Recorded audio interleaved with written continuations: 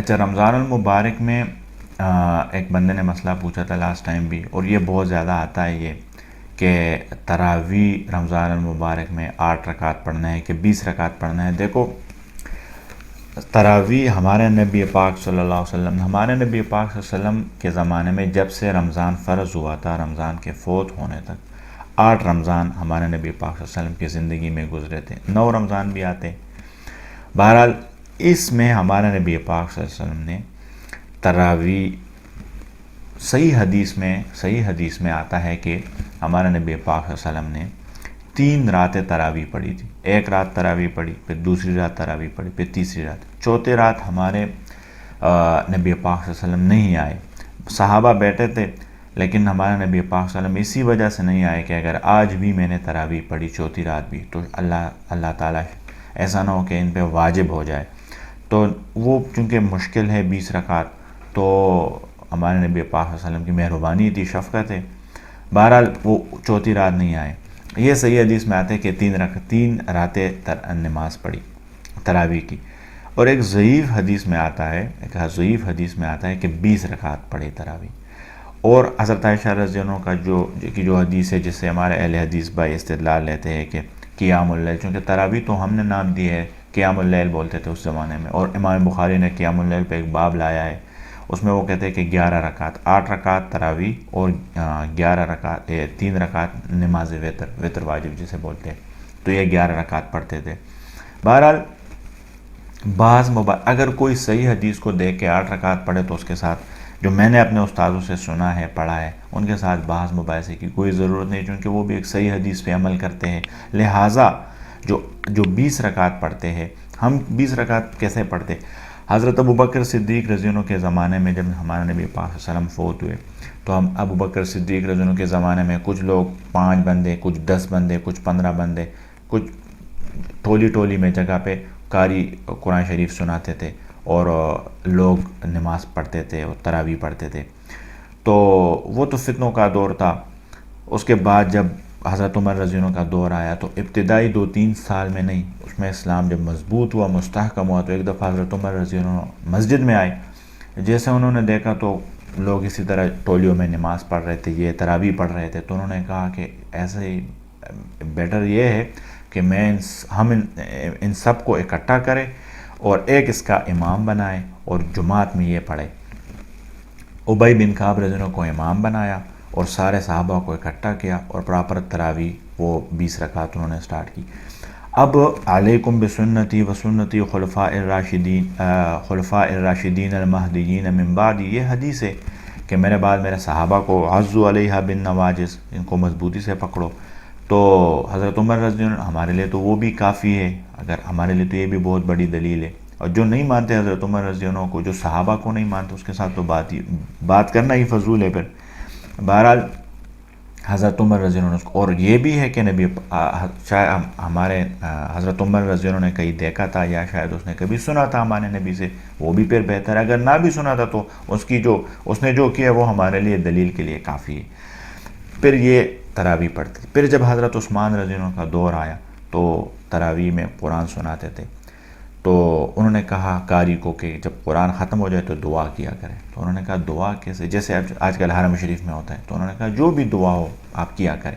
تو وہ دعا اس نے پھر رائج کیا، دعا وہاں سے سٹارٹ ہو گئی، اور تراویح پڑھتے تھے جماعت کے ساتھ، دعا بھی پڑھتے تھے، لیکن وتر نہیں پڑھتے تھے جماعت کے ساتھ۔ پھر جب حضرت علی رضی اللہ عنہ کا دور آیا تو انہوں نے پھر وتر بھی جماعت کے ساتھ سٹارٹ کیا۔ دیکھو ہمارے لیے ایک گلدستہ بن گیا صحابہ کا، ایک صحابی کے ایک خوبصورت سنت ہے۔ لیکن ہم چونکہ رمضان المبارک 29 کا مہینہ ہوتا ہے، اکثر پہلی رات ہم تراویح نہیں کرتے چونکہ اعلان لیٹ ہوتا ہے، دوسری رات اور آخری رات میں بھی مس ہو جاتا ہے، تو 27-28 راتیں بن جاتی ہیں۔ تو ہم یہ فضائل سامنے رکھیں کہ تراویح کے چونکہ مشقت ہے، تو ہمارے نبی نے فرمایا کہ ایک سجدے پہ اللہ تعالیٰ 1500 نیکیاں دیتا ہے، 1500 نیکیاں اللہ تعالیٰ دیتا ہے ایک سجدے پہ۔ تو 40 سجدے بن گئے، تو 40 کے ساتھ حساب لگا لے بندہ، تو میرے خیال سے کوئی 60,000 نیکیاں بن جاتے مفت میں۔ اور ایک سجدے پہ اللہ تعالیٰ جنت میں ایک گھر بناتا ہے یاقوت، سرخ یاقوت کا، جس کے 60,000 دروازے سونے چاندی کے ہوگے، اور ایک درخت اللہ تعالیٰ لگاتا ہے جس کے سائے میں ایک عربی گھوڑا 100 سال دوڑے تو ختم نہیں ہوگا۔ فضائل ہے، فضائل ہمارے لیے تو فضائل ہی ہے۔ تو بہرحال، اور اتنے جو صحابہ سے لے کے یہ حرمین جو ہمارے ہیں، حرمین شریفین، اس میں اور اتنے لاکھوں کروڑوں اربوں انسانوں کا مجمع جو 20 رکعت تراویح پڑھتے ہیں، یہ علیحدہ ایک دلیل، ایک حجت ہے ہمارے لیے، لہٰذا 20 رکعت ہمیں پڑھنے چاہیے، 20 رکعت ہم پڑھے، ہمارے اسلاف بھی پڑھتے تھے۔ اور رمضان المبارک، کچھ لوگ ایسے ہوتے ہیں نا جہاں پہ قرآن شریف مطلب وہ سنانے کے لیے بندہ نہیں ہوتا، تو وہ پھر تراویح بھی نہیں پڑھتے۔ تراویح علیحدہ ایک سنت ہے، اس میں قرآن پڑھنا، اگر قرآن کے لیے اس میں نہیں ہوتا، قرآن پڑھانے کے لیے قاری نہیں ہوتا تو چھوٹی تراویح پڑھ لے، لیکن تراویح لازمی پڑھا کریں میرے بھائیو۔ تراویح میں بہت اللہ تعالیٰ نے برکت رکھی ہے ہمارے لیے۔ اور تراویح کا نام کہاں سے ملا؟ اس کو ترویحہ بولتے ہیں، راحت کو، تھوڑا سا سکون کو بولتے ہیں۔ صحابہ کے بعد جب تابعین کا دور آیا تو حرم شریف مکہ معظمہ میں جب یہ 4 رکعت تراویح پڑھتے تھے تو اس کے بعد اٹھ کے 1 رکعت اور ایک طواف کرتے تھے، تھوڑا سا سکون، جو طواف جلدی ہوتا تھا لوگ کم ہوتے تھے، پھر اس کے بعد 4 رکعت پڑھتے تھے، پھر اس کے بعد ایک طواف کرتے تھے۔ اب جب جو تابعین ادھر تھے، صحابہ کے دور کی بات ہے، مدینہ منورہ میں جب اسے پتہ چلا کہ وہ تو ایسا کرتے ہیں، ہمارے پاس تو طواف کے لیے نہیں ہے جگہ، تو وہ 40 رکعت سٹارٹ کی، تاکہ ہمیں سے دیکھو اتنی وہ نا آپس میں سبقت کرتے تھے۔ نفل نمازیں 40 بھی بندہ پڑھ سکتا ہے، 60 بھی پڑھ سکتا ہے، تو وہ 40 رکعت پڑھتے تھے۔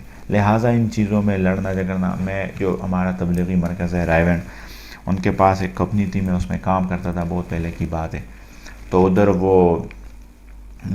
میں جو ایک چھوٹی سی مسجد تھی، وہاں پہ ہم نماز پڑھتے تھے، ایک تھا شیل پمپ تھا، پیٹرول پمپ تھا، تو اس میں ایک دفعہ وہ نماز مجھ سے وہاں پہ چلی گئی، قضا ہو گئی، تو ساتھ ایک پینٹ تھا، چھوٹا سا گاؤں تھا، اس میں گیا، تو وہاں پہ جیسے دروازے مین ہو رہے تھے، تو وہاں پہ انہوں نے باقاعدہ وہ کتبہ لگایا تھا، اس میں پتھر پہ لکھا ہوا تھا کہ تبلیغی جماعت والوں کا آنا منع ہے، تبلیغی جماعت والوں کا نماز پڑھنا یہاں پہ منع ہے۔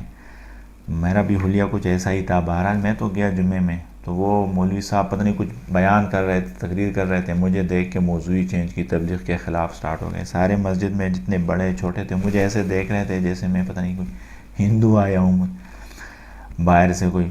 بہرحال میں نے تو 2 رکعت فرض پڑھ دی، ہمارے لیے تو سارے قابل قدر ہے، تو نماز پڑھ کے پھر وہ لڑکا مجھے کہتا تھا کہ جب رمضان المبارک آتا ہے تو یہاں پہ وہ ایک یہ لگا لیتے ہیں، چارٹ لگا لیتے ہیں کہ 20 رکعت تراویح ثابت کرنے والوں کے لیے 2 لاکھ روپے انعام، 20 رکعت۔ اور ادھر پنڈی میں ایک جگہ پہ میں نے دیکھا تھا، رمضان المبارک کے بعد کا تھا، لیکن میں گیا تھا تو وہاں پہ ایک چارٹ لگا تھا کہ 20 رکعت تراویح ثابت کرنے والوں کے لیے 5 لاکھ روپے انعام، 10 لاکھ روپے انعام۔ تو یہ ساری جہالت کی باتیں ہیں، آپس میں لڑنے جھگڑنے کے لیے ہمارے نبی نہیں آئے تھے، آپس میں اتفاق اتحاد کے لیے، بلکہ دیکھو شیطان ہمیں گمراہ کرتا ہے، پہلے عمل کرنے نہیں دیتے، اس کے بعد گمراہ کرتے ہیں۔ مجھے ایسی بات یاد آ گئی، میں جب یہاں پہ میں گاؤں جاتا ہوں، رہتا ادھر اسلام آباد میں ہوں، لیکن جب گاؤں جاتا ہوں نوشہرہ عید وغیرہ پہ، تو اکثر وہ رمضان میں 2-3 دن پہلے یا 1 دن پہلے جاتا ہوں، تو وہ اعتکاف والے کہتے ہیں کہ جی آپ آ جائیں، ہمارے لیے دعا کر لیں، رسپیکٹ دیتے ہیں مجھے، اللہ اس کو خوش رکھے۔ تو ایک دفعہ میں گیا تو وہ افطاری کا ٹائم تھا، تو ایک ان کا ہمارا ماشاءاللہ بڑا عزت دار بندہ ہے، تو وہ باہر بیٹھا تھا، تو میں نے کہا کیوں، کیا ہوا؟ تو وہ مجھے وہاں پہ پتہ چلا کہ واپس میں میرے خیال سے کوئی اس میں تنازع تھا۔ تنازع کس بات پہ؟ کہ جی جیسے اذان ہوتا ہے رمضان المبارک میں، تو یہ جو لڑکا ہے یہ ہمارے ساتھ روزہ نہیں کھولتا، یہ کہتے ہیں کہ نہیں، چارٹ میں جو ٹائم لکھا ہے، تو میں نے ایک جگہ اور چارٹ دیکھا تھا تو اس میں 2 منٹ لیٹ لکھا تھا۔ اب دیکھو دوسرا چارٹ تو انہوں نے احتیاط کیا ہوگا، اب ہمارے اہل حدیث حضرات جیسے سورج غروب ہوتا ہے وہ ڈائریکٹ کھولتے ہیں، اور یہ جو ہمارے چارٹ والے ہیں جو چارٹ لکھتے ہیں، یہ 1-2-2.5 منٹ علاقے کے اعتبار سے، کچھ مضافات کے اعتبار سے یہ احتیاط کے لیے 1-2 منٹ رکھتے ہیں، تو بھی وہ بھی صحیح ہے، اس میں لڑنے جھگڑنے کی کوئی بات نہیں، کیونکہ ہمارے نبی سے ثابت ہے کہ ایک صحابی کو اوپر کھڑا کرتے تھے، ایک انصاری عورت تھی وہاں پہ، اس کے گھر پہ اذان بھی کرتے تھے، وہاں پہ وہ تھوڑا سا اوپر تھا، وہاں پہ کھڑا ہوتا صحابی، اور وہ دیکھتا تھا سورج کو، جیسے سورج غروب ہوتا آنکھوں سے نیچے گر جاتا، وہ کہتے ہیں یا رسول قد غربت، سورج غروب ہو گیا. تو ادھر ہمارے نبی پاک صلی اللہ علیہ وسلم پانی سے کھجور سے کھولتے تھے روز. کوئی مہنگی چیز بھی نہیں رکھی تھی تاکہ غریب بھی آسانی سے افطار کرے پانی سے کھجور سے، اور امیر بھی آسانی سے افطار کرے. اور اس طرح صبح میں حضرت بلال رضی اللہ عنہ اذان دیتے تھے. ایک دفعہ ایک واقعہ میں آتا ہے ہمارے نبی پاک صلی اللہ علیہ وسلم سحری کر رہے تھے، اور دو صحابہ تھے، حضرت علی رضی اللہ عنہ تھے اور غرباز بن ساریہ رضی اللہ عنہ تھے. تو وہ آیا تو اس نے کہا بلال رضی اللہ عنہ یا رسول اللہ کہ سحری کا ٹائم ختم ہو گیا، لقد اصبحت. تو پھر اوپر گئے، اوپر چڑھ رہے تھے سیڑھی پہ جیسے وہ نماز کے لیے، وہ اذان کے لیے. تو پھر ذہن میں آیا کہ پتہ نہیں اللہ کے نبی نے خوراک بند کی ہے کہ نہیں. پھر نیچے آیا، جیسے دیکھا تو ہمارے نبی پاک صلی اللہ علیہ وسلم پھر بھی کہا رہے تھے. تو انہوں نے کہا یا رسول اللہ لقد اصبحت، تحقیق صبح ہو گئی. تو جیسے اس نے یہ پڑھا تو ہمارا نبی پاک صلی اللہ علیہ وسلم نوالا نیچے رہ کہہ رہا تھا اللہ تیرا بھلا کرے، ٹائم ابھی بھی ہے، ٹائم سحری میں ابھی بھی ہے، لیکن جیسے آپ نے قسم کھائی تو اس نے کہا واللہ لقد اصبحت، اللہ کی قسم صبح ہو گئی تھی. جیسے آپ نے قسم کھائی تو آپ کے قسم کو سچ کرنے کے لیے اللہ تعالیٰ نے ٹائم کو آگے لائے. اور حضرت علی رضی اللہ عنہ بعد میں فرماتے ہیں اس واقعے میں کہ اگر بلال قسم نہ کھاتا اور جب تک ہمارا نبی کھاتے رہے تو صبح نہیں ہونی تھی. تو ہمیں تو دیکھو اس چیز میں صبح میں ہم تاخیر کرے اور افطاری میں ہم جلدی کرے، یہ ہمارے نبی نے ہمیں فرمایا ہے، سمجھایا ہے.